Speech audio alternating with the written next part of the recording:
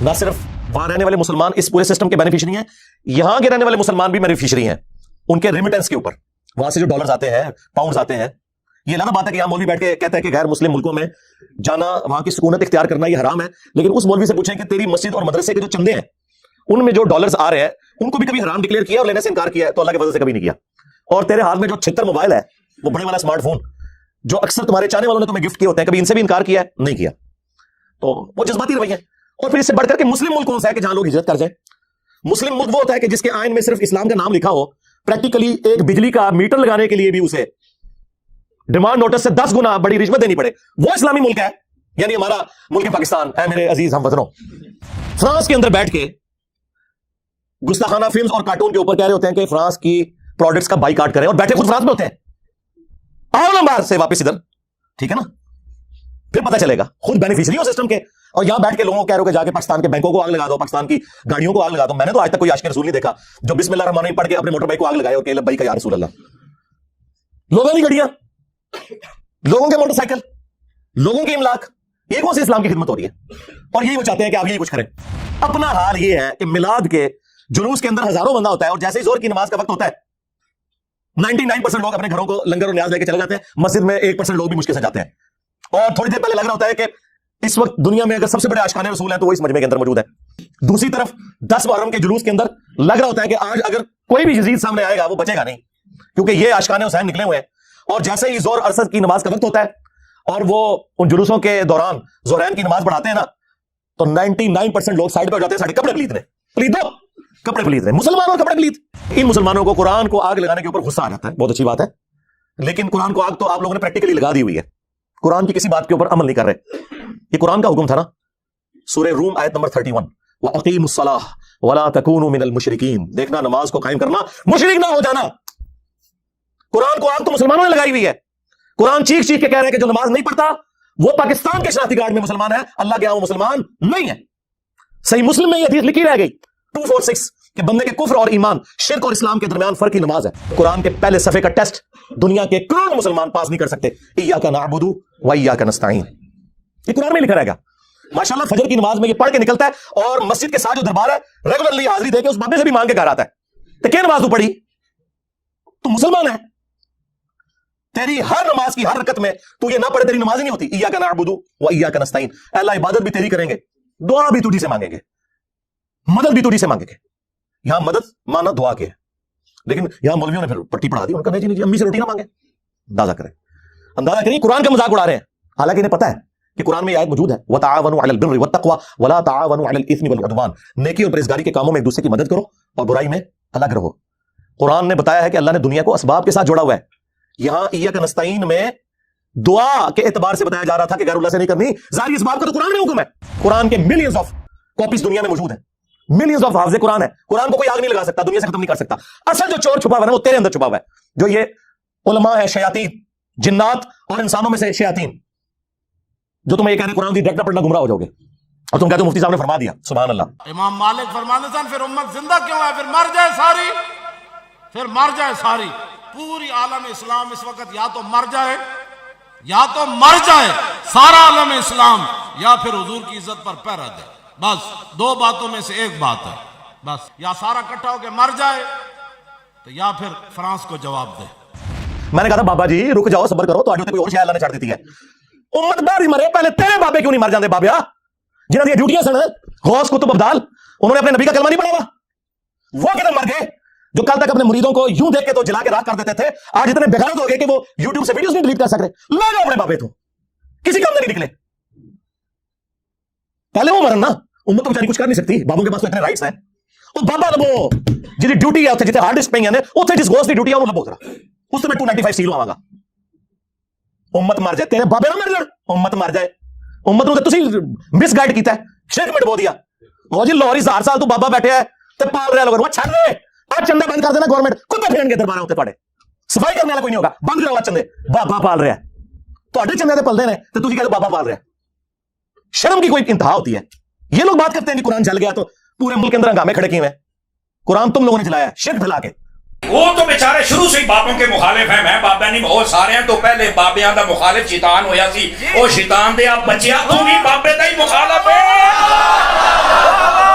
پھر نکے نکے ٹوٹے چلا کے آپ دیکھو مجھے کیا کہتے ہیں. میں نے کہا ابتدا عشق ہے روتا ہے کیا, آگے آگے دیکھ تیرے ساتھ ہوتا ہے کیا.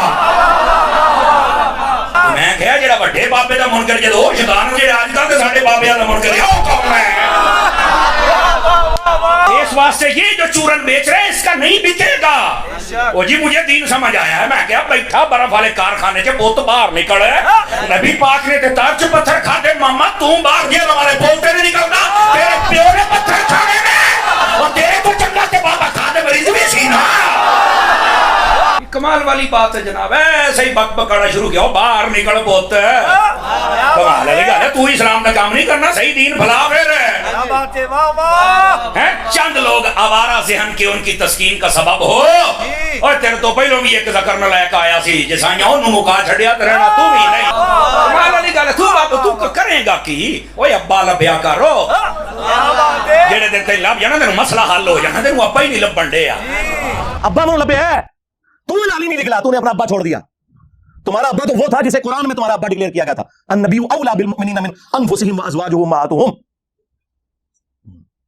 کسی نے بغداد میں اپنا ابا بنا لیا, کسی نے اجمیر میں بنا لیا, کسی نے دیوبند میں بنا لیا, کسی نے بریلی میں بنا لیا. ابے تو تم لوگوں نے بدلے ہیں. ابا تو ایک تھا. اور تمہارے تو ایک ایک فرقے میں کتنے کتنے ابے ہیں.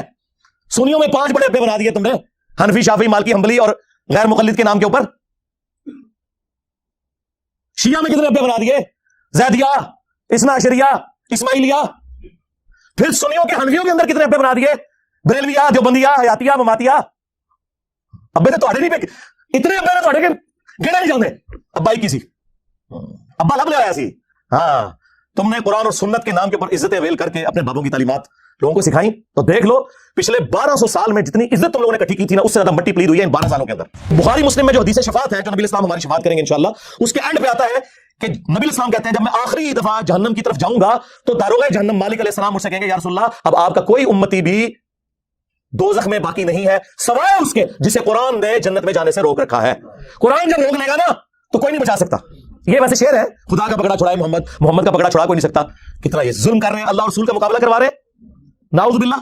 اور بخاری مسلم میں لکھا ہے کہ یا رسول اللہ قرآن نے روک لیا ہے, اب آپ کی شفاعت بھی ان کے کام نہیں آئے گی جن کو قرآن نے جنت میں جانے سے روک لیا. اور قرآن نے کن کو روک لیا, انه من یشرک باللہ فقد حرم اللہ علیہ الجنہ ومأواہ النار وما للظالمین من انصار. بے شک جو کوئی بھی اللہ کے ساتھ شرک کرے گا اللہ نے اس میں جنت حرام کر دی ہے, اس کا ٹھکانہ جہنم ہے, وہاں اس کا کوئی مددگار نہیں ہوگا. قرآن نے جنت حرام کر دی ہوئی ہے.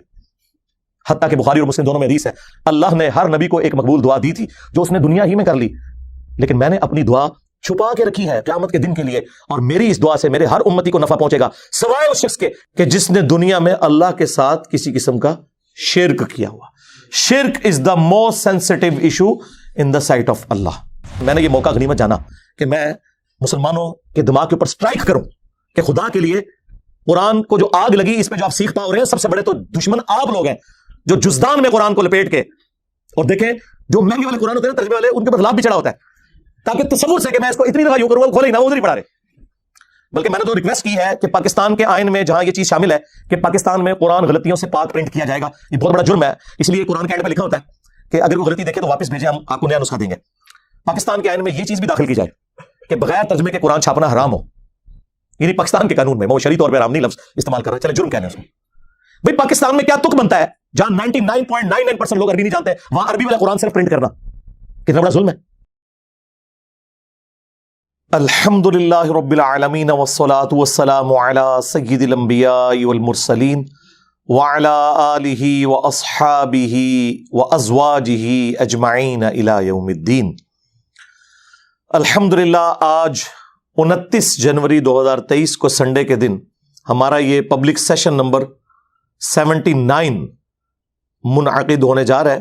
آپ کے یہ سوالات ریئل ٹائم پرچیوں کی شکل میں میرے پاس آ چکے ہیں. انشاءاللہ ہم اسے بعد میں ڈسکس کرتے ہیں. پہلے کرنٹ افیئر کے طور پہ جو اس وقت پوری دنیا کے اندر ایک ایشو اٹھا ہوا ہے مسلمانوں کے حوالے سے, سویڈن کے اندر ایک غیر مسلم نے اپنی ایگنورنس کی وجہ سے, اسلام دشمنی کی وجہ سے, ٹرکی, ایکس نیم تو ٹرکی تھا اب ترکیے ہے, ان کی ایمبیسی کے باہر انہوں نے سویڈن کے اندر ایک احتجاج کیا کہ مسلمانوں کو امیگریشن کیوں دی جا رہی ہے یہاں پہ. ظاہر ہے مسلمانوں کی آبادی وہاں پہ بڑھ رہی ہے, اس کی وجہ سے وہ اپنے آپ کو سیکیور فیل نہیں کر رہے. پلس انہوں نے گورنمنٹ سے کہا کہ آپ بھی نیٹو کو جوائن کریں, اور اس دوران قرآن حکیم کی ایک کاپی کو انہوں نے وہاں پہ آگ لگائی, نعوذ باللہ من ذالک, جس کی وجہ سے پوری دنیا کے اندر مسلمانوں میں ایک غم و غصہ ہے جو بالکل جینون ہے, اس میں تو کوئی شک نہیں ہے. آج کے اس ماڈرن دور کے اندر فریڈم آف ایکسپریشن کے نام کے اوپر اس طرح کی غیر اخلاقی حرکات کرنا ان ملکوں کے اندر جن ملکوں میں کتوں کا بھی احترام کیا جاتا ہے, ان کے بھی رائٹس ہیں, اور دنیا میں 1.5 ارب انسان اس کتاب کو اپنے ماں باپ, اولاد, سب لوگوں سے بڑھ کر عزیز سمجھتے ہیں. یہ اس پلانٹ ارتھ پہ اللہ اور اس کے رسول کی آخری نشانی ہے عز و جل و صلی اللہ علیہ وآلہ وسلم. تو اس کی عزت اور احترام ہمارے ایمان کا تقاضا ہے.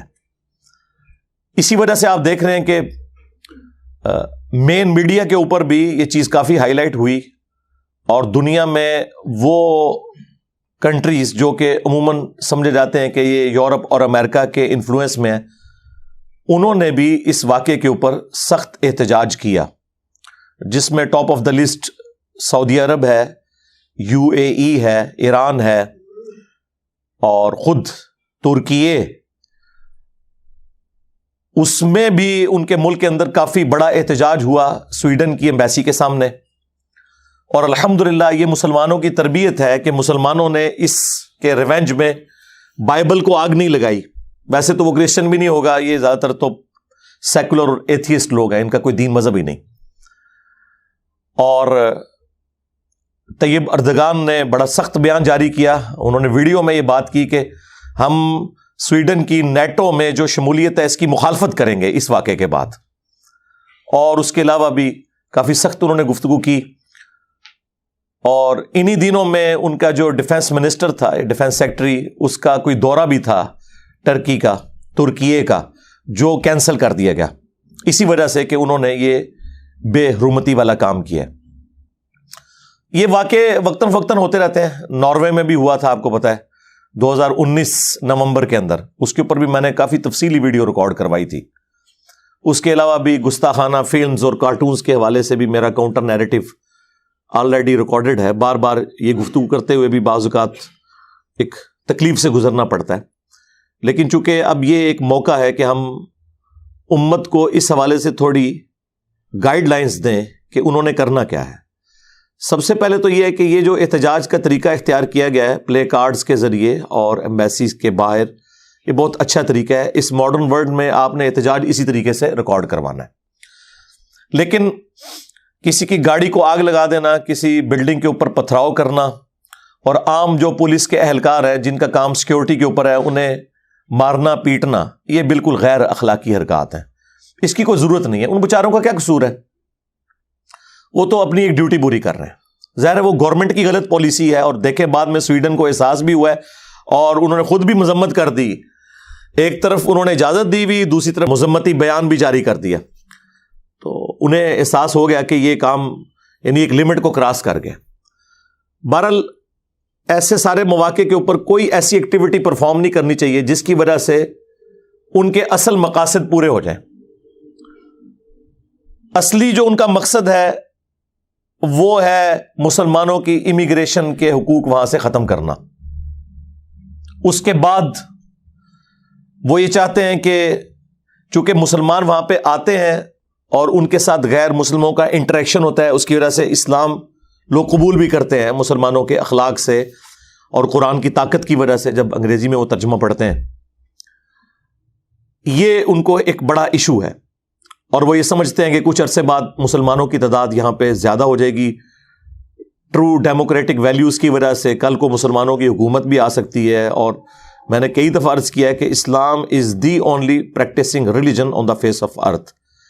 اس پلانٹ ارتھ پہ اگر کوئی پریکٹسنگ ریلیجن ہے نا, وہ صرف اسلام ہے. باقی مذہب بھی چل رہے ہیں, سکھ بھی بڑے اسٹرانچ ہیں اپنے عقائد کے اندر, یہودی بھی بڑے اسٹرانچ ہیں, لیکن اتنے بڑے پیمانے کے اوپر پریکٹسنگ ریلیجن جس کے ماننے والے 1.5 ارب کے قریب 1.5 بلین لوگ ہوں, آج بھی اسی طریقے سے 5 وقت نماز پڑھی جاتی ہو پوری دنیا کے اندر, اور آج بھی وہ انٹرنیشنل گیدرنگ حج کی ہوتی ہو, آج بھی سارے مسلمان ایک ہی طرف رخ کر کے نماز پڑھتے ہوں, اب اتنے بڑے لیول کے اوپر اور کسی بھی مذہب کے فالوورز نہیں ہیں, اور نہ اتنی سختی سے کاربند اپنی تمام کمزوریوں کے باوجود.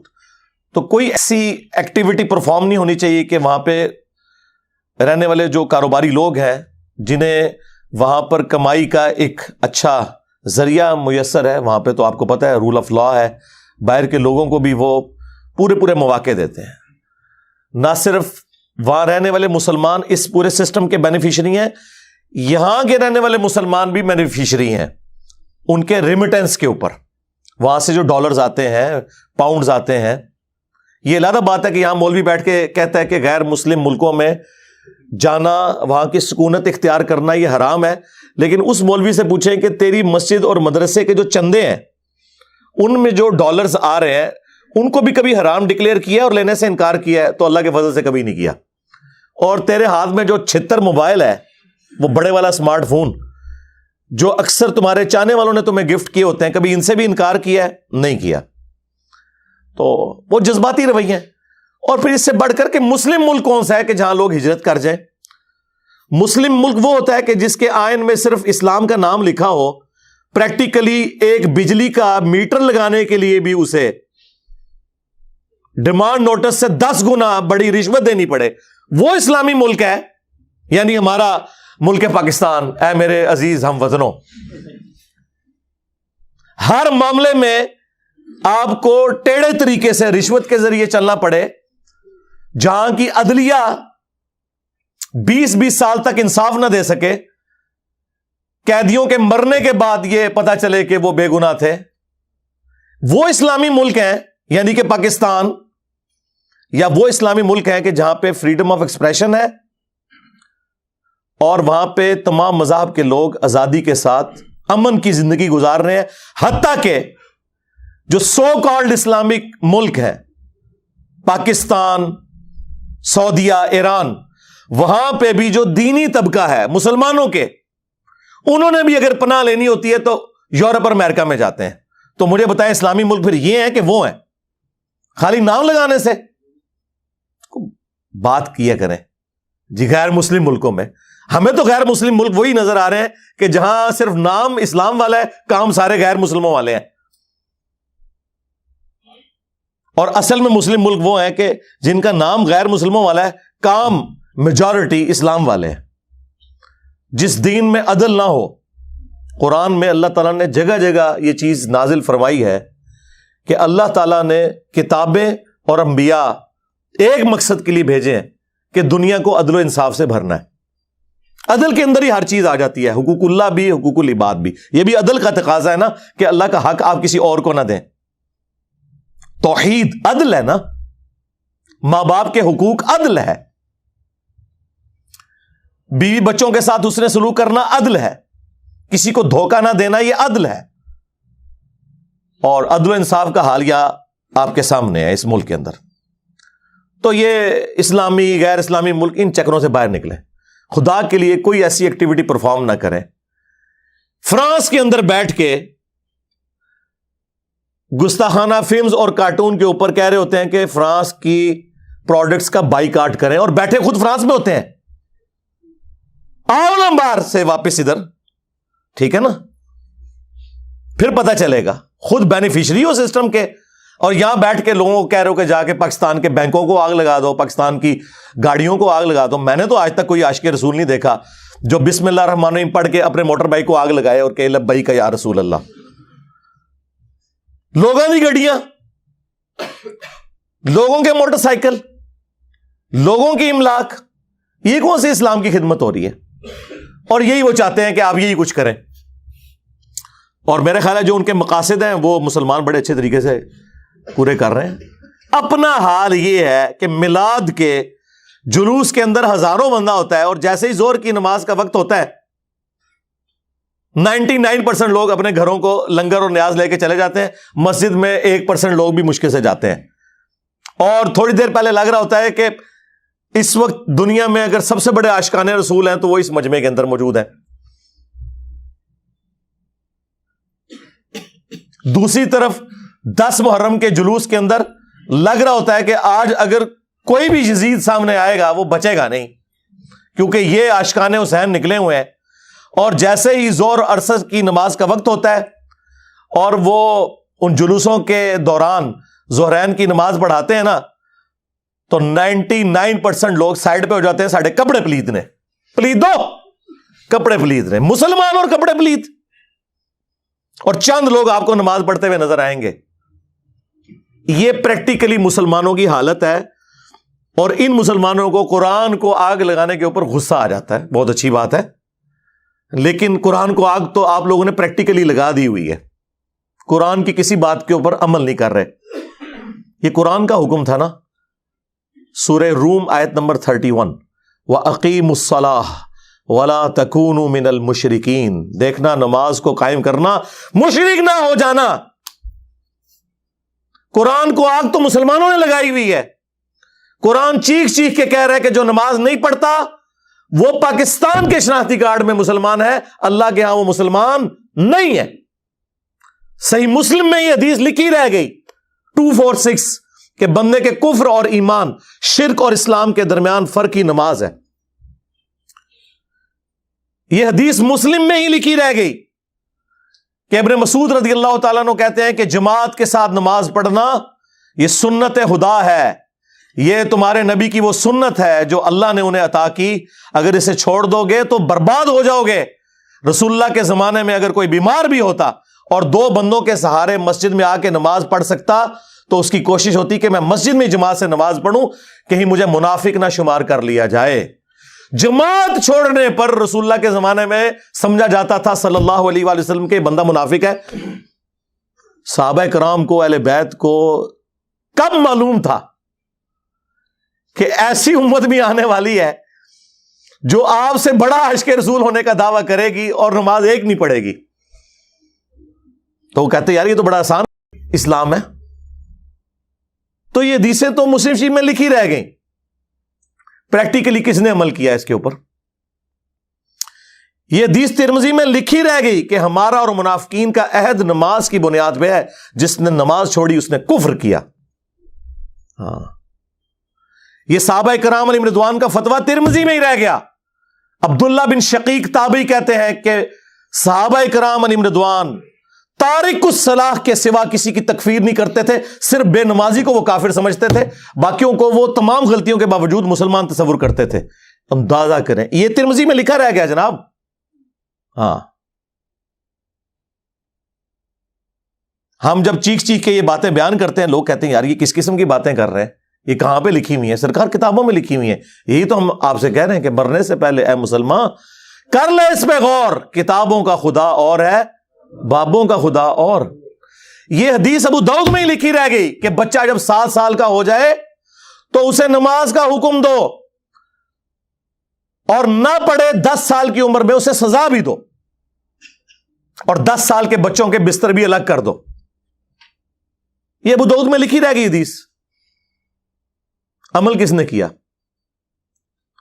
یہ حدیث ابن ماجہ میں لکھی رہ گئی کہ نبی علیہ السلام نے فرمایا اے معاذ, اللہ کے ساتھ شرک نہ کرنا, خواہ تمہارے ٹکڑے ٹکڑے کر دیے جائیں, تمہیں قتل کر دیا جائے, سولی دے دیا جائے, یا آگ میں زندہ جلا دیا جائے, شرک نہ کرنا.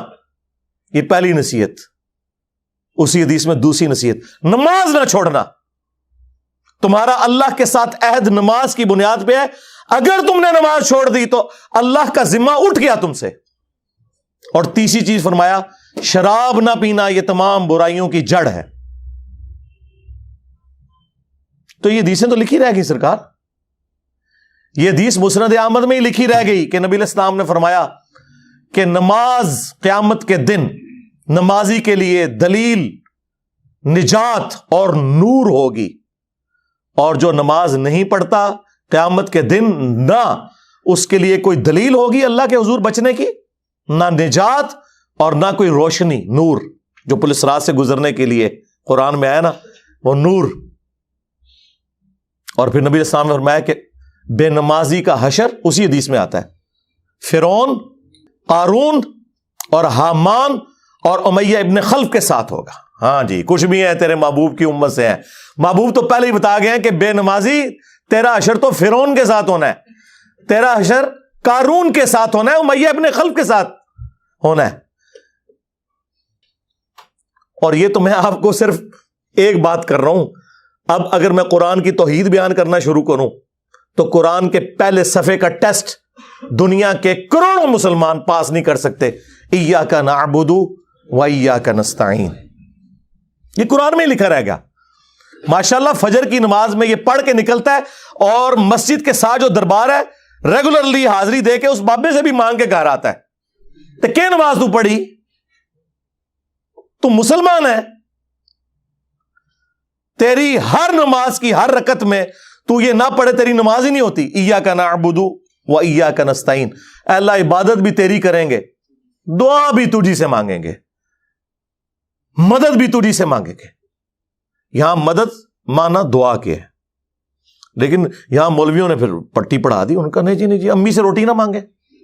اندازہ کریں قرآن کا مذاق اڑا رہے ہیں، حالانکہ انہیں پتہ ہے کہ قرآن میں یہ آیت موجود ہے وَتَعَاوَنُوا عَلَى الْبِرِّ وَالتَّقْوَى وَلَا تَعَاوَنُوا عَلَى الْإِثْمِ وَالْعُدْوَانِ. نیکی اور پرہیزگاری کے کاموں میں ایک دوسرے کی مدد کرو اور برائی میں الگ رہو. قرآن نے بتایا ہے کہ اللہ نے دنیا کو اسباب کے ساتھ جوڑا ہوا ہے. یہاں ایاک نستعین میں دعا کے اعتبار سے بتایا جا رہا تھا کہ غیر اللہ سے نہیں کرنی. ظاہری اسباب کا تو قرآن میں حکم ہے، لیکن دیکھ لیں. اور پھر جس شان سے اللہ تعالیٰ نے سورۃ النمل میں ذکر کیا، حیران کن بات آپ کو بتاؤں، اہل تشیع کے ہاں صبح و شام کی دعاؤں میں سنت اذکار میں سورۃ النمل کی آیت نمبر 62 پڑھی جاتی ہے. ترجمہ نہیں کبھی کسی نے پڑھا. اور ہمارے جن اسٹوڈنٹس نے پڑھا جو شیعہ مکتب سے تعلق رکھتے تھے، کیونکہ میں نے اس آیت کو اتنی دفعہ کوٹ کیا، انہوں نے کہا ہم تو یہ صبح شام پڑھتے ہیں، ترجمہ پڑھا تو انہوں نے کہا یار یہ آیت پڑھ کے بھی سب سے زیادہ شرک ہم کر رہے تھے. کیونکہ اس آیت کے اندر کیا لکھا ہے؟ اَمَّن يُجِيبُ الْمُضْطَرَّ إِذَا دَعَاهُ، بھلا بتاؤ کون ہے جو تکلیف میں گھرے ہوئے شخص کی فریاد کو سنتا ہے، وَيَكْشِفُ السُّوءَ، اور اس سے اس کی برائی کو تکلیف کو دور کر دیتا ہے، وَيَجْعَلُكُمْ خُلَفَاءَ الْأَرْضِ، اور تمہیں اگلوں کا خلیفہ کرتا ہے زمین پر، تمہارے ماں باپ کے مرنے کے بعد تمہارے مرنے کے بعد تمہاری اولاد کو. اِلَٰهٌ مَّعَ اللَّهِ، کیا اللہ کے ساتھ کوئی اور معبود بھی ہے؟ قَلِيلًا مَّا تَذَكَّرُونَ، لیکن بہت کم ہی تم نصیحت حاصل کرتے ہو. بالکل صدق اللہ العظیم، بہت کم لوگوں نے نصیحت حاصل کی. اس آیت میں کلیئر کٹ لکھا ہے کہ جو اللہ کے سوا کسی اور سے دعا کرتا ہے گویا وہ اسے خدا بنائے ہوئے ہے. یا علی مدد کا مطلب سادہ نہیں ہے، اس کا مطلب ہے کہ آپ نے مولا علی کو اللہ کے مقابلے پر خدا تصور کر لیا. نہیں جی ہم تو انہیں اللہ کا بندہ مانتے ہیں. نہیں جناب، قرآن تو یہ کہتا ہے کہ اللہ کا بندہ مان کے یا بغیر بندہ مان کے. جب تمہارا یہ عقیدہ ہے کہ اللہ کے سوا کوئی تمہاری تکلیف دور کر سکتا ہے، جی پیچھے اللہ ہی ہے. اچھا اللہ پیچھے رکھنے ہنستے؟ یہ دیکھیں حدیث میں لکھا ہوا ہے نماز کا طریقہ. اور نہیں جی ہمارے امام صاحب نے بھی تو وہی کچھ بتایا نا، پیچھے تھے اتنے بھی نبی علیہ السلام نے. نبی علیہ السلام پیچھے رکھنے کے لیے؟ میرے نبی سا ہے ہی کوئی نہیں، تیرے بابے تھے شاہ ہی کوئی نہیں. اللہ پیچھے، رسول پیچھے، آگے تمہارے بابے. عزتیں اویل کی ہیں تم نے اللہ اور اس کے رسول کے نام کے اوپر، چندے کھائے ہیں تم نے رسول اللہ کے نام کے اوپر صلی اللہ علیہ وآلہ وسلم، سواریاں سوار کی ہیں تم نے مکے اور مدینے کے نام کے اوپر، اور غداری کی ہے اپنے دین کے ساتھ. ممبروں پہ چڑھ کے کہتے ہو قرآن و حدیث ڈائریکٹ نہ پڑھنا گمراہ ہو جاؤ گے. واہ، یہ کوئی یہودی یا نصرانی آ کے بات کرے ہم منہ توڑ دیں. جس طرح آج آگ لگانے کے اوپر قرآن کو ہمیں کتنا غصہ چڑھا ہوا ہے. تیرا مفتی ہر جمعے کو کھڑا ہو کے کہ قرآن اور بخاری ڈائریکٹ نہ پڑھنا گمراہ ہو جاؤ گے. آگ تو یہ لگا رہا ہے، وہ آگ تو ایک دن تھی، اس سے کوئی فرق نہیں پڑا. قرآن کے ملینز آف کاپیز دنیا میں موجود ہیں، ملینز آف حافظ قرآن ہے. قرآن کو کوئی آگ نہیں لگا سکتا، دنیا سے ختم نہیں کر سکتا. اصل جو چور چھپا ہوا ہے وہ تیرے اندر چھپا ہوا ہے. جو یہ علماء ہے شیاطین जिन्नात और इंसानों में से शयातीन, जो तुम्हें ये कहने कुरान जी डायरेक्ट ना पढ़ना गुमराह हो जाओगे, और तुम कहते हो मुफ्ती साहब ने फरमा दिया। सुभान अल्लाह। दुनिया में अगर कोई मुफ्ती साहब लंबी दाढ़ी और पगड़ी और हाथ में तस्बीह के साथ आपको कोई 2 नंबर चीज दे दें, आप एक इस्त्री खरीदने के लिए जाएं अपने कपड़े करने के लिए, और उस पर जाली मोहर लगा के वो बंदा आपको वो इस्त्री दे दे, और आपको बाद में पता चल जाए इसने धोखा किया है, तो आप क्या कहेंगे? मुफ्ती साहब ने फरमा दिया इस्त्री शरीफ। आप गुस्से में भरे हुए जाएंगे और कहेंगे कि तू दाढ़ी रख के बेईमानी कर रहा है, कहेंगे ना। तो ये दाढ़ी वाले जो मौलवी मेंबरों पे चढ़े हुए झूठ सिखा रहे हैं आपको, इनको कभी आपने कहा नहीं? आप फर्क देख लें, जहां आपकी दुनिया का नुकसान होता है ना आपको मुफ्ती की दाढ़ी नजर आती है। हो सकता है आप जाके आग लगा दें उसकी दाढ़ी कोई, लेकिन जहां आपका दीन का नुकसान हो रहा है आप कहते हैं मुफ्ती साहब ने फरमा दिया। वहां लाख चीखते रहे कि यार ये मुफ्ती साहब आपको अपने बाबों का दीन बता रहे हैं, किताबों में दीन कुछ और लिखा हुआ है, टस से मस नहीं होते। तो ये कुरान की तौहीद का टेस्ट नहीं थे पास कर रहे। एक जाहिल से जाहिल मुसलमान को भी ये बात समझ आनी चाहिए कि बारिश कौन बरसाता है? अल्लाह। ड्यूटी किसकी है? फरिश्तों की। क्या हम बारिश फरिश्तों से मांगेंगे या अल्लाह से? तो बात खत्म हो गई। जी ड्यूटियां लाइया ने जी बाबियां दियां, और छड़ दे ड्यूटियां लाइया ने। किधर मर गए वो बाबे कि आज हजारों एकड़ के ऊपर यूट्यूब की जो हार्ड डिस्क रखी हुई है उनके ऊपर रसूलुल्लाह के खिलाफ गुस्ताखाना वीडियोस रखी हुई है। बाबा किधर मर गए? निगाह मार के क्यों नहीं डिलीट करवाते? ओए बाबा जी कहा करते थे ना जी उम्मत मर जाए, इमाम मालिक फरमाते ने कि हुजूर दी गुस्ताखियां हो रही ने और उम्मत जिंदा है, बदला नहीं लेंदी। इमाम मालिक फरमाते थे फिर उम्मत जिंदा क्यों है? फिर मर जाए सारी, फिर मर जाए सारी। पूरी आलम इस्लाम इस वक्त या तो मर जाए, या तो मर जाए सारा आलम इस्लाम, या फिर हुजूर की इज्जत पर पैरा दे। बस 2 बातों में से एक बात है, बस या सारा इकट्ठा होकर मर जाए तो या फिर फ्रांस को जवाब दे। मैंने कहा था बाबा जी रुक जाओ, सबर करो, तो आडे उत्ते कोई और शायद अल्लाह ने छड़ दी है। उम्मत बाद ही मरे, पहले तेरे बाबे क्यों नहीं मर जाते? बाबिया जिन्हां दी ड्यूटियां सन, गौस कुतुब अब्दाल, उन्होंने अपने नबी का कलमा नहीं पढ़ा हुआ, वो किधर मर गए? जो कल तक अपने मुरीदों को यूं देख के तो जला के राख कर देते थे, आज इतने बेगैरत हो गए कि वो यूट्यूब से वीडियोस नहीं डिलीट कर सक रहे। ले जाओ अपने बाबे, तो किसी काम में नहीं निकले। पहले वो मरन ना, उम्मत तो बेचारी कुछ कर नहीं सकती, बाबों के पास तो इतने राइट्स हैं। ओ बाबा लबो जिहदी ड्यूटी है उत्थे जिथे हार्ड डिस्क पई ने, उत्थे जिस गोश्त की ड्यूटी है उन्होंने लभो जरा, उस ते मैं 295 सील लवावांगा। उम्मत मर जाए, तेरे बाबे ना मर जाण, उम्मत मर जाए। उम्मत नूं ते तुसीं मिसगाइड कीता है, शिरक में डबो दिया। ओ जी लाहौर 1000 साल तू बाबा बैठे है ते पाल रहा लोगों नूं, छड्ड दे। आज चंदे बंद कर देना गवर्नमेंट, कुत्ते फिरनगे दरबारां उत्ते तुहाडे, सफाई करने वाला कोई नहीं होगा। बंद कराओ आज चंदे, बाबा पाल रहा है। तुहाडे चंदे ते पलदे ने ते तुसीं कहदे बाबा पाल रहा है। शर्म की कोई इंतहा होती है। ये लोग बात करते हैं कि कुरान जल गया तो पूरे मुल्क के अंदर हंगामे खड़े किए हुए हैं। कुरान तुम लोगों ने जलाया है शिर्क फैला के। वैसे तो कहते हो हम सुन्नी हैं। सुन्नी वो होगा जो बुखारी मुस्लिम के तरीके के मुताबिक जो रसूलुल्लाह के अहादीस नकल हुई हैं सल्लल्लाहु अलैहि वसल्लम, रुकू में जाते वक्त और रुकू से उठते वक्त रफुल यदैन करेगा? या सुन्नी वो होगा जो अपनी पब्लिक को ये झूठ मशहूर करेगा कि जी बगले बुत रख के आंदे सन तां रफा यदैन होंदा सी? वाह वाह। जिस शख्सियत के साथियों में सैयदुना उमर, सैयदुना हमजा, सैयदुना अली जैसे दलेर और अल्लाह के शेर हों, उत्थे लोग बुत रख के हुजूर दे पीछे आगे खलोंदे सर। अब गल करने ली करो कोई, सब कुछ झूठ निकलिया तुहाडा। कुरान को आग लग गई, तुसी लाइए कुरान को आग। आप लोग दुश्मन है इस्लाम के। इससे बड़ी क्या दुश्मनी होगी? जो लोगों को कहता है कुरान और सुन्नत जोड़ो, उसको कहते हैं जी ये लोगों को गुमराह कर रहा है, हमारे बुजुर्गों से हटा रहा है। जी बिल्कुल, एलानिया मैं कहता हूं कि मैं आपके बुजुर्गों से आपकी पब्लिक को हटा रहा हूं, इसलिए नहीं कि अपने साथ जोड़ूं, क्योंकि ना तो मेरी कोई चंदा बुक, نہ میرا کوئی مدرسہ, ہاں نہ میری کوئی مسجد, چندے آپ کو دیں, نمازیں آپ کے پیچھے پڑھیں. ہم توڑ رہے اس لیے نہیں ہے, آپ کے بزرگ ویسے اس لیے توڑتے تھے کہ کسی سے توڑ کے اپنے ساتھ جوڑیں. اصل میں نا انہوں نے یہی جرم کیا, یہ سمجھتے ہیں دوسرے بھی یہی کچھ کرتے ہیں. بندہ خود چور ہے نا, دوسرے کو ہی سمجھتا ہے. یہ آپ صحیح کہہ رہے ہیں, یہ ایسے ہی ہوتا رہا. لیکن آج جو شخص آپ پہ اللہ تعالیٰ نے مسلط کیا ہے نا, یہ شخص آپ کے بزرگوں سے توڑ کے اپنے ساتھ نہیں جوڑ رہا, یہ اس کے ساتھ جوڑ رہا ہے جس کی قبر مدینے میں ہے. صلی اللہ علیہ وآلہ وسلم.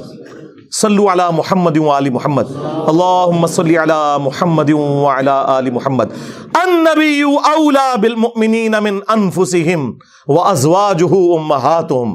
یہ نبی مومنین کی جانوں سے بڑھ کے ان پہ حق رکھتے ہیں, اور نبی کی بیویاں امت کی مائیں ہیں, اور نبی امت کے روحانی باپ. ہم تو اس شخصیت کے ساتھ جوڑ رہے ہیں جی, تنو اپنا ابا نہیں لبدا. وہ تو بیچارے شروع سے ہی بابوں کے مخالف ہیں. میں بابا نہیں, بہت سارے ہیں. تو پہلے بابیاں دا مخالف شیطان ہویا سی, او شیطان دے آپ بچیا تو بھی بابے دا ہی مخالف ہے. اور پھر نکے نکے ٹوٹے چلا کے آپ دیکھو مجھے کیا کہتے ہیں. میں نے کہا ابتدا عشق ہے, روتا ہے کیا, آگے آگے دیکھ تیرے ساتھ ہوتا ہے کیا. میں کہا جڑا بڑے بابے دا منکر جدو شیطان جڑے آج کل کے ساڈے بابیاں دا منکر ہے وہ کون ہے. اس واسطے یہ جو چورن بیچ رہے ہیں اس کا نہیں بکے گا. وہ جی مجھے دین سمجھ آیا ہے. میں کہا بیٹھا برف والے کارخانے کے بوت باہر نکل ہے. نبی پاک نے تے ترچ پتھر کھاتے ماما تم باہر گیا ہمارے بولتے نہیں نکلنا, تیرے پیو نے پتھر کھانے میں, اور تیرے کو چنگا کے بابا کھانے مریض بھی سینا. کمال والی بات ہے جناب. ایسے ہی بک بکڑا شروع کیا, باہر نکل بوت. کمال ہے گا, تو اسلام کا کام نہیں کرنا, صحیح دین بھلا پھر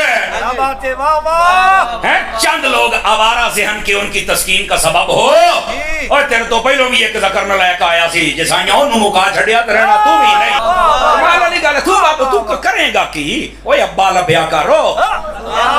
جیڑے دن تے لب جانا تینوں مسئلہ حل ہو جانا, تینوں ابا ہی نہیں لبن دے. ابا منو لبے ہے, تو لالی نہیں نکلا, تو نے اپنا ابا چھوڑ دیا. تمہارا ابا تو وہ تھا جسے قرآن میں تمہارا ابا ڈکلیئر کیا گیا تھا, النبی اولا بالمؤمنین من انفسہم وازواجہ امہاتہم. کسی نے بغداد میں اپنا ابا بنا لیا, کسی نے اجمیر میں بنا لیا, کسی نے دیوبند میں بنا لیا, کسی نے بریلی میں بنا لیا. ابے تو تم لوگوں نے بدلے ہیں, ابا تو ایک تھا. اور تمہارے تو ایک ایک فرقے میں کتنے کتنے ابے ہیں. سنیوں میں 5 بڑے ابے بنا دیے تم نے, حنفی, شافعی, مالکی, حنبلی اور غیر مقلد کے نام کے اوپر. شیعہ میں کتنے ابے بنا دیے, زیدیہ, اثنا عشریہ, اسماعیلیہ. پھر سنیوں کے حنفیوں کے اندر کتنے ابے بنا دیے, بریلویہ, دیوبندیہ, حیاتیہ, مماتیہ. ابے تو تواڑے نہیں پہ, اتنے ابے نے تواڑے کے گیڑے نہیں جاندے. ابا ہی کسی ابا لب لے آیا سی. ہاں, تم نے قرآن اور سنت کے نام کے اوپر عزتیں ویل کر کے اپنے بابوں کی تعلیمات لوگوں کو سکھائیں. تو دیکھ لو پچھلے 1200 سال میں جتنی عزت تم لوگوں نے اکٹھی کی تھی نا, اس سے زیادہ مٹی پلید ہوئی ہے ان 12 سالوں کے اندر. 12 صدیاں نہیں اللہ تعالیٰ نے لی ہیں مٹی پلید کرنے کے لیے. 12 سالوں کے اندر آج تمہارے بابوں کی میمز بن رہی ہیں, ہاں کارٹون بن رہے ہیں, چھوٹے چھوٹے بچے مذاق اڑا رہے ہیں. وہ بچے جن کے ابے یہ واقعات سن کے سبحان اللہ کہا کرتے تھے, اور بچے مذاق اڑا رہے ہیں. تو دیکھ لو یہ ذلت اور رسوائی, یہ ہر عروج کو زوال آتا ہے. یہ اللہ کی سنت ہے کہ 300 سال کی فرعونوں کی حکومت ایک ایسے شخص سے گرا دی کہ جس کی زبان میں بھی لکنت تھی, جس کی پرورش بھی اسی گھر میں ہوئی تھی. کون؟ موسیٰ بن عمران علیہ السلام. تو یہ اللہ تعالیٰ نے چننا ہوتا ہے کہ کس کے ذریعے اللہ تعالیٰ کون سا کام کروا دے. اور نہیں جی ساڑھے بزرگاں نے 90 لاکھ نو کلمہ پڑھا دے, چھڑ دیو کلمہ تو تانوں بھی نہیں صحیح طریقے نال آندا, تجوید نال, نماز نہیں آتی, ترجمہ نہیں آتا. اچھا جی یہ دلیل ہے, جی دلیل ہے. تو سرکار ڈاکٹر ذاکر نائک نے اتنے ہندوؤں کو جو کلمہ پڑھایا ہے تو پھر یہ بھی بزرگ ہوئے؟ نہیں وہ تو ہی گمراہ ہے. ہاں آیا نا داڑ تلے ہون. ہاں 90 لاکھ نو کلمہ پڑھایا. اور تواڈے بابیاں نے تے 90 لاکھ نو کلمہ پڑھایا جدوں 90 لاکھ دی آبادی کوئی نہیں سی. ہوں اپنے بابیاں نو کہو کہ ہوں ایک بندہ ایسا ہے جے جنہیں سارے بابیاں دے مننے والے نو انہاں تو تروڑ کے اس شخص سے جوڑ دیا جس کی قبر مدینے میں ہے صلی اللہ علیہ وآلہ وسلم. تے سب تو بڑا بابا آ گیا جے ہوں سامو اینو لو سامو آ گیا جے بابیاں دا بابا. اگر یہی کرائٹیریا ہے تو نہیں وہ اصل میں اللہ تعالیٰ چاہے تو فاسق سے بھی دین کا کام لے سکتا ہے. ہاں بالکل ہمارا بھی یہی عقیدہ ہے کہ بخاری مسلم میں حدیث ہے کہ فاسق سے بھی دین کا کام لیا جا سکتا ہے. لہذا کوئی دھونس نہ لگائے کہ کس نے کس کو کلمہ پڑھا ہے. آج جرمنی میں کتنے قادیانی ہیں جو کلمہ پڑھا کے غیر مسلموں کو اپنے زوم میں مسلمان کر رہے ہیں، حالانکہ وہ مسلمان نہیں قادیانی کر رہے ہیں. تو کیا وہ اس کو حق پہ ہونے کی دلیل کے طور پہ پیش کریں گے؟ بات کرنے والی کریں. جو کرائٹیریا آپ دوسرے کے ماننے کے لیے تیار نہیں اپنے لیے کیوں پیش کرتے ہیں؟ تو دشمنی کی آپ لوگوں نے قرآن کے ساتھ، سنت کے ساتھ. اور میں حیران ہوتا ہوں کہ قرآن حکیم وہ کتاب جو ہماری کتاب زندگی تھی، اس کے ساتھ انہوں نے کیسے کیسے متس مشہور کر دیں. بس صرف اس کا کام رہ گیا مردے بخشوانا جو ثابت ہی کوئی نہیں. قرآن کا کام رہ گیا ہے عدالتوں کے اندر قرآن پہ حلف دے کے جھوٹ بولنا. قرآن کا کام رہ گیا ہے کہ بچی کی شادی ہو تو نیچے سے اسے گزار دینا. یہ قرآن کا ٹوٹل کام یہ رہ گیا. قرآن اس لیے نازل ہوا تھا یار، ایک غیر مسلم بھی آپ کو خط لکھے نا، امیگریشن کے کاغذ آ جائے نا فرینچ کے اندر، انگلش کے اندر، اور آپ کو یہ زبانیں نہ آتی ہوں تو 10 بندے ڈھونڈتے پھرتے ہیں کہ یار بتاؤ کیا لکھا ہوا ہے. اور اللہ کی کتاب کبھی اس کو ترجمے سے پڑھنے کی کوشش ہی نہیں کی، جبکہ ہر فرقے کا ترجمہ موجود ہے. دیکھیں جھگڑا تب تھا جب آپ کہتے ہیں کہ انجینئر صاحب خود ترجمہ دے رہے ہیں. لوگ میرے بارے میں کہتے ہیں نا کہ یہ علماء سے دور کر رہے ہیں. سرکار بالکل الٹ بات ہے، میں علماء کے آپ کو قریب کر رہا ہوں. لیکن مسئلہ یہ ہے کہ میں ایک عالم کے آپ کو قریب نہیں کرتا، میں کہتا ہوں سب کی بات سنو. ہاں وہ اس کو کہتے ہیں علماء سے دور کرنا. وہ کہتے ہیں صرف ہماری سنو. کیا میں نے کبھی کسی کو کہا کہ آپ میرا قرآن کا لکھا ہوا ترجمہ پڑھیں؟ نہ میں نے کوئی لکھ کے آپ کو دیا. میں نے ہمیشہ کہا کہ بریلوی ہو تو احمد بریلوی کا ترجمہ پڑھ لو. چاند ایک جگہ پہ اختلاف ہو سکتا ہے نا. ایاک نعبد و ایاک نستعین کا ترجمہ انہوں نے یا شیخ عبد القادر جیلانی مدد تو نہیں کیا ہوا. دیوبندی ہو اشری تھانوی کا ترجمہ پڑھ لو. کون سا دنیا کا دیوبندی عالم ہے انکلوڈنگ تقی عثمانی صاحب کے جو یہ دعویٰ کرے کہ میں اشری تھانوی سے بہتر قرآن جانتا ہوں؟ تو ہم تو کہتے ہیں کہ آپ ان بچوں سے نہ قرآن پڑھیں، ان کے بڑے بڑے ابوں سے پڑھیں. مجھ سے وہ ٹی ایل پی والے بھائی نے جب انٹرویو کیا کہ جی آپ اپنا استاد کسے مانتے ہیں، میں نے کہا مذہب بریلوی کو. میں نے ان سے پڑھا ہوا ہے، اگرچہ وہ 1921 میں فوت ہو گئے تھے، میں 1977 میں پیدا ہوا ہوں. لیکن یقیناً وہ قرآن کا ترجمہ کمائی کے لیے نہیں کر کے گئے تھے. انہیں تو عربی آتی تھی، ترجمہ انہوں نے کیا تھا میرے لیے. اردو تو مجھے آپ سے بھی زیادہ آتی ہے. جس طرح صحابہ کرام کو لکھنا پڑھنا نہیں آتا تھا لیکن ان کی زبان میں قرآن نازل ہوا تو انہیں ڈائریکٹ سمجھ آتا تھا. خیر میں نے تو بعد میں عربی بھی سیکھ لی ہے. عربی نہ بھی سیکھوں یا کوئی نہ بھی سیکھے، اردو زبان میں جب کر دیا تو ہم تو ڈائریکٹ احمد بریلوی سے ترجمہ پڑھ رہے ہیں، ہم ڈائریکٹ اشری تھانوی سے پڑھ رہے ہیں، ہم ڈائریکٹ جوناگڑھی سے پڑھ رہے ہیں، ہم شیعہ کے سید فرمان شاہ سے ترجمہ پڑھ رہے ہیں ڈائریکٹ. تو یہ شاہی کوئی نہیں. اور یہ آپ خود مانیں گے کہ آپ شاہی کوئی نہیں اپنے بڑے بابوں کے مقابلے پہ. تو یہ ترجمے انہوں نے کمائیوں کے لیے کیے تھے، یہ تو کوئی نہیں کہے گا کمائی کے لیے کیے. تو اس لیے کیے تھے کہ پبلک کو پتا چلے قرآن میں کیا لکھا ہوا ہے. وہ آپ پڑھنے نہیں دے رہے.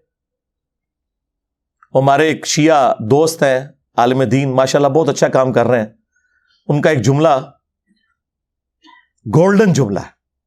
انہوں نے کہا کہ آج کوئی غیر مسلم آ کے آپ سے یہ کہے کہ میں مسلمان ہونا چاہتا ہوں یا ابھی ہوا ہوں، مجھے بتائیں میں نے اسلام کو اسٹڈی کرنا ہے کہ اسلام کی مجھ سے کیا ریکوائرمنٹ ہے، میرا خدا مجھ سے کیا چاہتا ہے، میرا اللہ مجھ سے کیا ڈیمانڈ کرتا ہے، تو آپ اسے کون سی کتاب پڑھنے کے لیے دیں گے؟ تو ساروں کا جواب یہ ہوگا جی قرآن پڑھنے کے لیے دیں گے. اور آگے سے وہ گورا یہ پوچھ لے کہ بھائی آپ نے بھی اسی قرآن کو پڑھ کے اپنے عقیدے صحیح کیے تھے؟ ہاں، تو منہ اڑ کے بیٹھ جاؤ گے. اس کا جواب یہ نہیں ہوگا کہ میں نے، میرے پرکھیں جو بھی کسی نے نہیں قرآن ترجمے نال پڑھے. ایسی اللہ دے فضل نال جدوں انہوں نے کلمہ پڑھیا ہوں تک کسی نے قرآن ترجمے نال نہیں سے پڑھا. اس کی وجہ میں آپ کو بتا دیتا ہوں، قرآن کا ترجمہ بمشکل 200-250 سال پہلے کیا ہے شاہ ولی اللہ دہلوی نے فارسی میں، اور اس وقت بھی کوئی پرنٹنگ پریس وغیرہ نہیں تھے، وہ چند لوگوں تک ہی پہنچا. ایکچولی اگر آپ دیکھیں تو ان 15-20 سالوں میں زیادہ ہوا ہے کہ سافٹ ویئر بنے عام بندوں کے ہاتھ میں ہے، ورنہ ترجمہ قرآن تو آپ کو مسجدوں میں نہیں ملتا تھا. او حافظ قرآن نے نہ ترجمہ پڑھا ہو تو اور کس نے پڑھنا ہے؟ حافظ بن کے نکلتے ہیں، حافظ نہیں حافظ. انہوں نے نہیں قرآن ترجمے سے پڑھا ہوا، اور کس نے پڑھنا ہے؟ اور جس کے ماں باپ نے امید لگائی ہے کہ انہیں سانو لے جانا ہے کتے جتھے آپ جانا سی. ہاں تراوی کے دنوں میں تھوڑی تھوڑی داڑھی بڑھا لیں گے تو جس طرح جناب عید آئے گی تو او پہ عید ہے داڑھی. اور کس لیے؟ پیسے کمانے کے لیے. مفت کون بنا دے تراویاں؟ ٹھیکے تو ہوں نے. ہاں یہ قرآن کے ساتھ آپ لوگ کر رہے ہیں.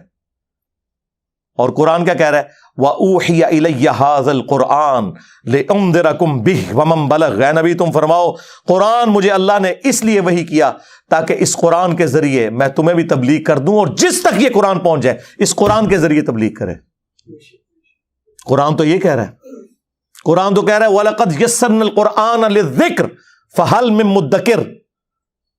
ہم نے قرآن کو سمجھنے کے لیے آسان کر دیا، ہے کوئی نصیحت حاصل کرنے والا؟ قرآن تو یہ کہہ رہا ہے. قرآن تو کہہ رہا ہے فذکر بالقرآن من یخاف وعید. اے نبی قرآن کے ذریعے تبلیغ کریں ہر اس شخص کو جو اللہ کی دھمکی سے ڈرتا ہے. قرآن تو یہ کہہ رہا ہے. قرآن تو سورہ صاد میں کہہ رہا ہے کہ قرآن ہم نے اس لیے نازل کیا کہ اس سے لوگ نصیحت حاصل کریں، اس کی آیات میں تدبر کریں اور عقل مند لوگ اس سے نصیحت حاصل کریں. لیکن آپ لوگوں نے کیا کہا کہ قرآن کس لیے نازل ہوا ہے؟ مردے بخشوانے کے لیے. ہمارے محبوب صلی اللہ علیہ وآلہ وسلم کی پوری زندگی سینٹرڈ اراؤنڈ قرآن ہے. آپ کا انسٹرومنٹ آف دعوت قرآن ہے. وَأُوحِيَ إِلَيَّ هَذَا الْقُرْآنُ لِأُنذِرَكُمْ بِهِ وَمَنْ بَلَغَ. اے نبی تم فرماؤ قرآن مجھے اس لیے وحی کیا گیا تاکہ اس قرآن کے ذریعے میں تم تک بات پہنچاؤں جس تک بھی پہنچے. اور وہ دیکھیں کیسی پہنچائی ہے. صحیح مسلم میں یہ حدیث ہے، نبی علیہ السلام نے حجت الوداع کے موقع پر فرمایا تھا میں تم میں ایک چیز ایسی چھوڑ کے جا رہا ہوں جسے پکڑ لوگے کبھی گمراہ نہیں ہوگے، وہ اللہ کی کتاب ہے. اچھا حجت الوداع کا جو خطبہ مسلم شریف میں آیا نا اس میں صرف قرآن کا ذکر ہے، حدیث سنت کا ذکر نہیں ہے. کیونکہ سنت کو ماننا قرآن ہی کو تو ماننا ہے. قرآن نے نہیں کہا ہے نا من یطع الرسول فقد اطاع اللہ. جس نے رسول اللہ کی اطاعت کی اس نے اللہ کی اطاعت کی. ٹھیک ہے ایک حسن درجے کی روایت ہے حاکم کے اندر، قرآن اور سنت دو چیزیں. لیکن حجت الوداع کا جو خطبہ مسلم شریف میں آیا اس میں صرف قرآن کا ذکر ہے. لیکن وہ لکھی رہ گئی مسلم میں حدیث.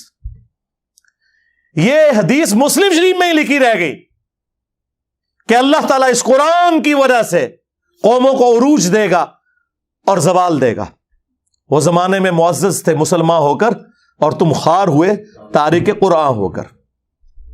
یہ مسلم شریف میں حدیث لکھی رہ گئی جی. یہ مسلم میں ہی لکھی رہ گئی حدیث. القرآن حجت لک او علیک. قرآن قیامت کے دن یا تو تیرے حق میں گواہی دے گا یا تیرے خلاف گواہی دے گا جی. اور وہ خلاف جو گواہی ہے وہ قرآن میں آ گئی ہے. وہ صرف قرآن نہیں، صاحب قرآن بھی.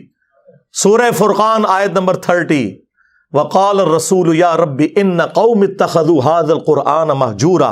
اور رسول اللہ قیامت کے دن شکایت کریں گے کہ اے اللہ میری قوم نے قرآن کو پیٹھ کے پیچھے ڈال دیا تھا.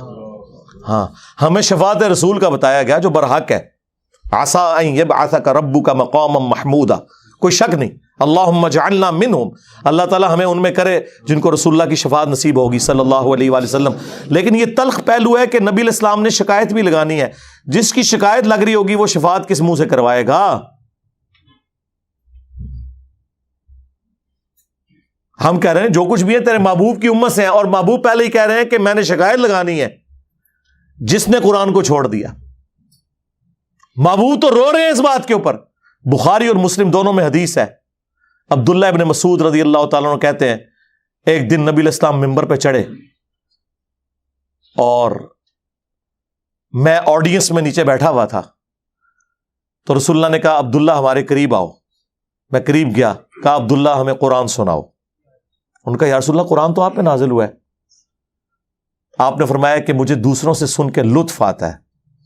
تو عبداللہ ابن مسعود کہتے ہیں کہ میں قرآن حکیم پڑھنا شروع کیا اور سورہ نساء کی میں نے تلاوت شروع کی. آپ شوق دیکھیں کہ سورہ نساء شروع کی انہوں نے 40 آیات پڑھ دی. نبی علیہ السلام ممبر پہ بیٹھے ہوئے ہیں اور وہ نیچے قرآن تلاوت کر رہے ہیں اور حضور اس کا لطف اٹھا رہے ہیں. اور جب آیت نمبر 41 پہ پہنچے نا, فَكَيْفَ إِذَا جِئْنَا مِن كُلِّ أُمَّةٍ بِشَهِيدٍ, وہ کیسا دردناک وقت ہوگا قیامت کا کہ جب ہم ہر امت میں سے ایک گواہ کو, اس امت کے پیغمبر کو اٹھائیں گے. کس لیے؟ کہ بتائے کہ اس نے دعوت کا کام کیا تو اس کے اگینسٹ اس کی امت نے کیسا رسپانس کیا. وَجِئْنَا بِكَ عَلَىٰ هَٰؤُلَاءِ شَهِيدًا, اور اے محبوب صلی اللہ علیہ وآلہ وسلم ہم آپ کو گواہ بنا کر اٹھائیں گے ان کے اوپر جن میں آپ کو مبعوث کیا گیا. بس یہ آیت سننی تھی. امت تو کہتی ہے جو کچھ بھی ہے محبوب کی امت سے ہے, اور محبوب کیا فرما رہے ہیں؟ عبداللہ بس کرو, عبداللہ بس کرو. کہتے ہیں میں نے نگاہ اٹھا کے حضور کی طرف دیکھا تو آپ کی دونوں آنکھوں سے زارو قطار آنسو جاری تھے کہ مجھے اپنی امت کے خلاف قرآن کی اس آیت کے تحت گواہی دینی پڑے گی. حضور اس لیے رو رہے ہیں کہ مجھے گواہی دینی پڑے گی کہ میری امت نے قرآن کو چھوڑ دیا, میرے دین کو پس پش ڈال دیا, اور امت امید لگائی بیٹھی ہے حضور نے شفاعت کرنی ہے. آپ دیکھیں کتنا فرق ہے. بخاری مسلم دونوں میں حدیث ہے, نبی علیہ السلام نے فرمایا جو لوگ زکوٰۃ نہیں ادا کرتے اپنے مال کی, کان کھول کر سن لو, ایسا نہ ہو کہ قیامت والے دن کسی کی گردن پہ اس کی وہ بکری سوار ہو جو بکریوں کا ریوڑ اس نے رکھا ہوا ہے اور اس نے اس کی زکوٰۃ نہیں دی, اور وہ مجھے پکار رہا ہو اغثنی یا رسول اللہ, یا رسول اللہ میری مدد کیجئے, میں تمہارے کچھ کام نہیں آؤں گا, میں نے جو کچھ بتانا تھا دنیا میں تمہیں بتا دیا.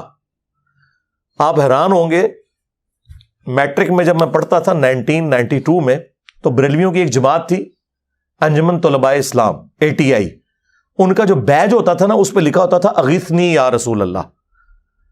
وہ سیدھا بھی ہوتا تھا, گول بھی ہوتا تھا, گرین کلر کا اور گولڈن رنگ کا, اغثنی یا رسول اللہ. کاش اس کے نیچے بخاری اور مسلم کی اس حدیث کا نمبر لکھا ہوتا جس کے اندر یہ جملہ آیا ہے. ہم تو اس کو لیتے تھے یا رسول اللہ ہماری مدد کرے, لیکن یہ جملہ تو نبی علیہ السلام نے امت کے لیے ٹونٹ کے طور پہ بولا ہوا ہے کہ تم تو مدد مانگو کہ میں نے تمہارے کام نہیں آنا. کیوں؟ اس حدیث میں الفاظ ہے میں نے تمہیں دنیا میں بتا دیا تھا, کہیں ایسا نہ ہو کہ کسی کی گردن پہ اس کی گائے سوار ہو جس کی اس نے زکوٰۃ نہیں دی, جب وہ گائے 40 کے عدد کو پہنچے, یعنی عام گائے کی زکوٰۃ نہیں ہے, اور وہ چیخیں مارتا ہوا کہ اغثنی یا رسول اللہ, یا رسول اللہ میری مدد کرے, میں نے تمہیں دنیا میں اللہ کا پیغام پہنچا دیا تھا, میں تمہارے کچھ کام نہیں آؤں گا.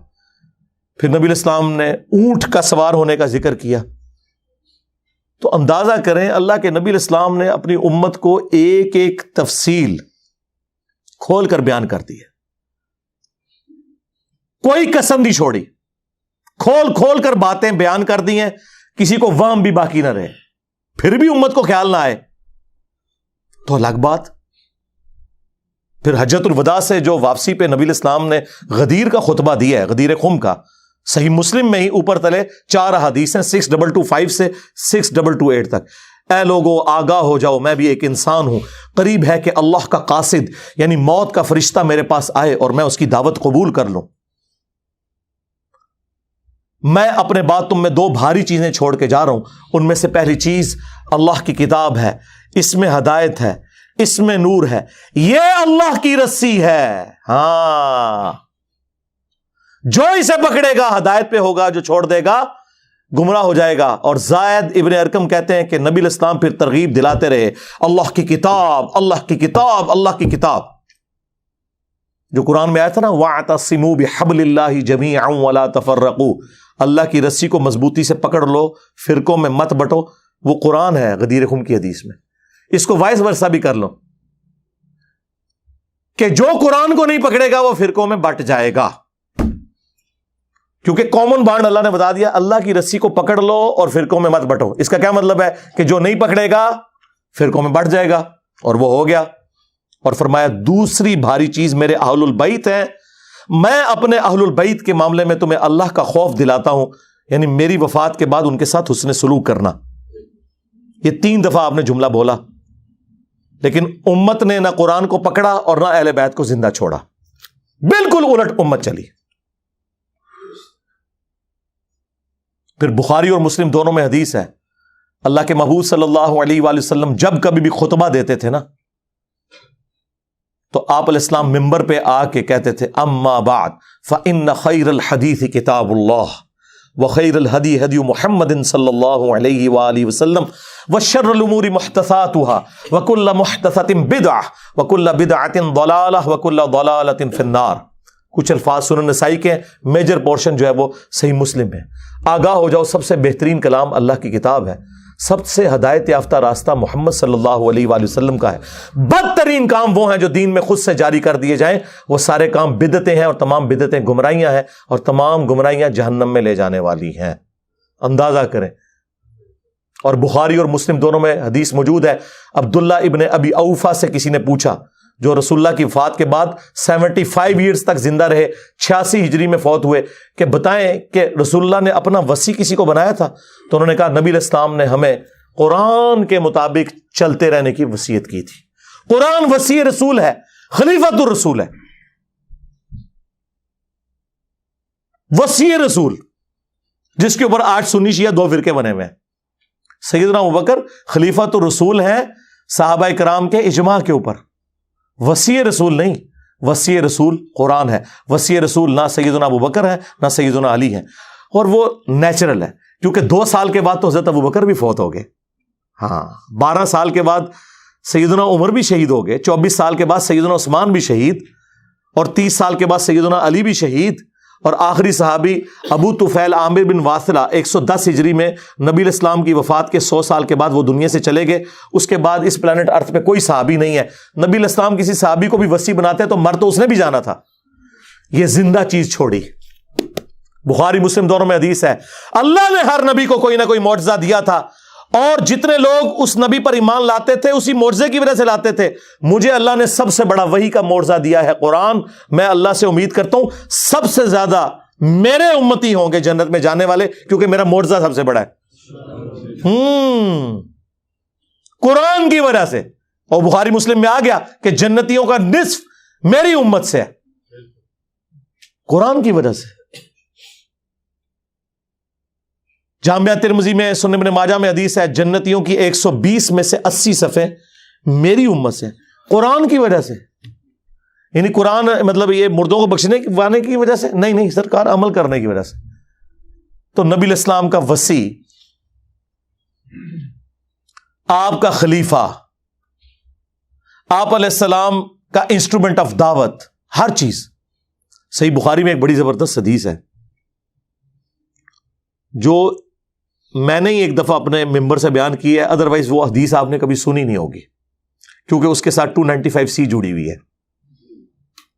صحیح بخاری میں ایک چیپٹر ہے کتاب الاعتصام بالکتاب والسنہ، قرآن و سنت کو مضبوطی سے پکڑنا۔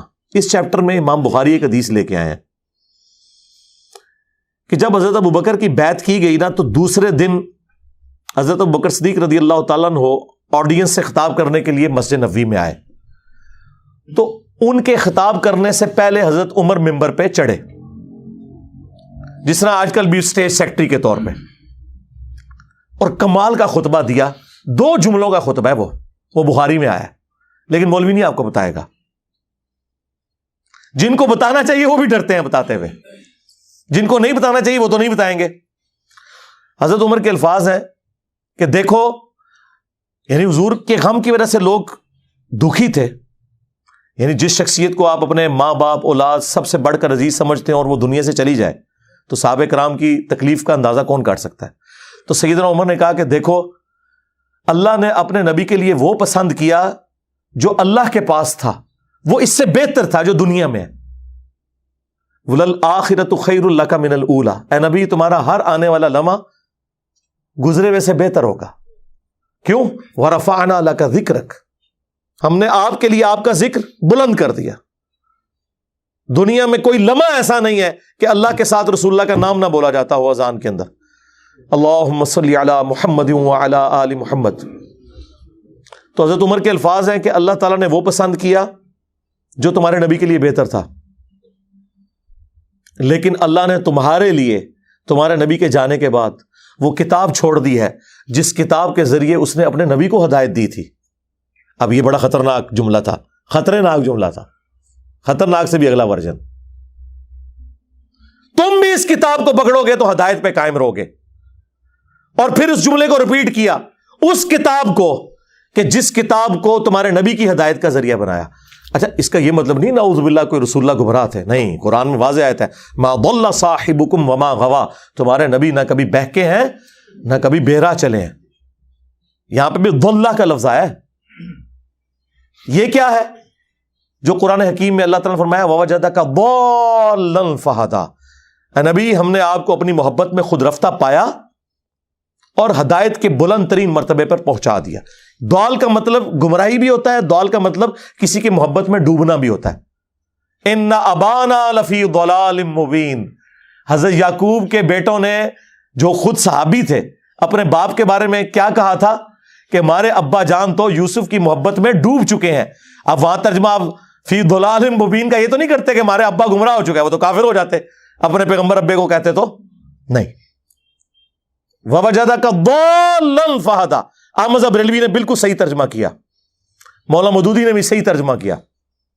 اپنی محبت میں خود رفتہ پایا اور ہدایت کے اعلیٰ منزل کو پہنچا دیا. یہی مضمون سورہ شورا میں بھی ہے کہ ہم نے اس قرآن کے ذریعے اے نبی آپ کو اس اعلیٰ درجے پر پہنچایا. ما کنت تدری ما الکتاب ولا الایمان, اس قرآن کے نزول سے پہلے آپ نہ کتاب جانتے تھے نہ ایمان کی تفصیلات, بلکہ اللہ نے اس کو ہدایت اور نور کا ذریعہ بنایا. وَإِنَّكَ لَتَهْدِي إِلَىٰ صِرَاطٍ مُسْتَقِيمٍ, اور نبی بے شک اب آپ بھی لوگوں کو ہدایت کی طرف بلاتے ہیں.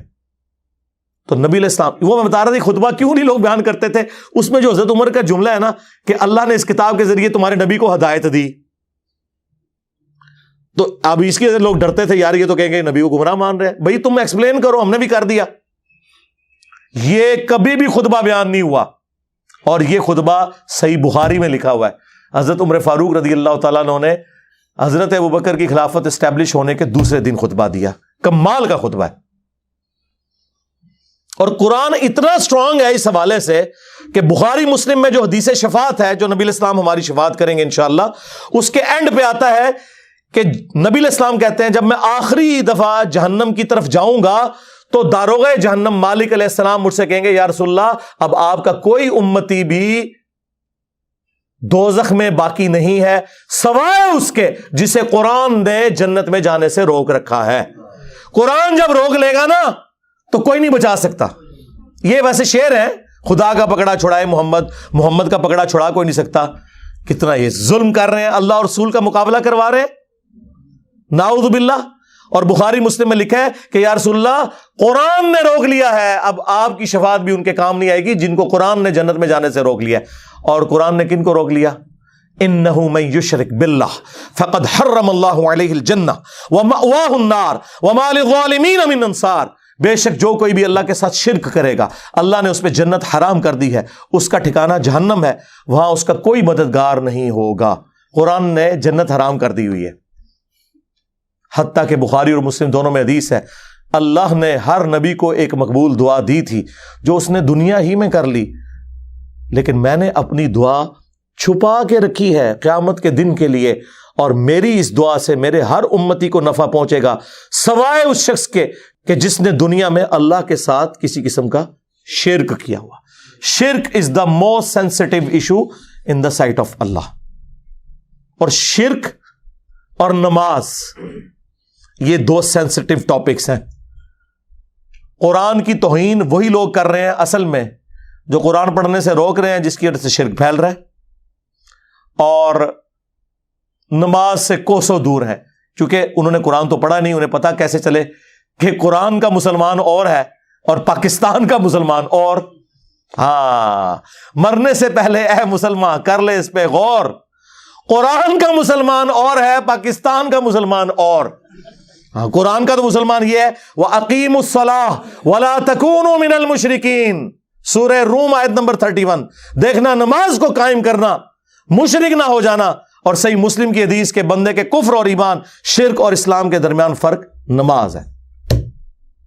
باقی اس پہ تو کافی بولا جا سکتا ہے, میری کئی ایک ویڈیوز ہیں وہ آپ دیکھ سکتے ہیں اس حوالے سے. میں نے یہ موقع غنیمت جانا کہ میں مسلمانوں کے دماغ کے اوپر سٹرائک کروں کہ خدا کے لیے قرآن کو جو آگ لگی اس پہ جو آپ سیکھ پا رہے ہیں، سب سے بڑے تو دشمن آپ لوگ ہیں جو جزدان میں قرآن کو لپیٹ کے. اور دیکھیں جو مہنگے والے قرآن ہوتے ہیں نا ترجمے والے، ان کے اوپر غلاف بھی چڑھا ہوتا ہے تاکہ تصور سے کہ میں اس کو اتنی دفعہ یوں کروں گا وہ کھولے ہی نہ، وہ ادھر ہی پڑھا رہے.